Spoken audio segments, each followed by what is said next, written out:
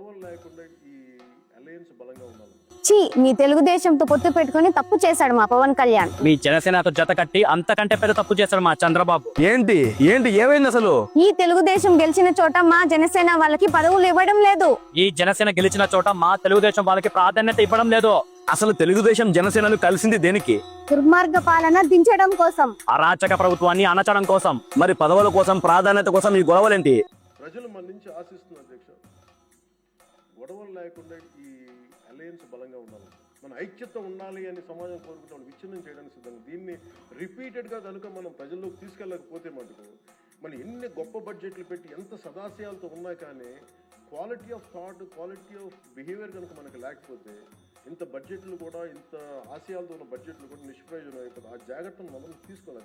మన చేతికున్న 5,000 ఒకే రకంగా ఉండవు, కానీ పిడికిలు బిగిస్తే శత్రువు గుండె అదురుతుంది. మనకి భిన్నాభిప్రాయాలు ఉండొచ్చు, అందరికీ న్యాయం జరగకపోవచ్చు, కానీ మన అంతిమ లక్ష్యం సామాన్యుడి సంక్షేమం, ప్రజా శ్రేయస్సు. జై తెలుగుదేశం, జై జనసేన. కూటమి ఐక్యత వర్ధిల్లాలి.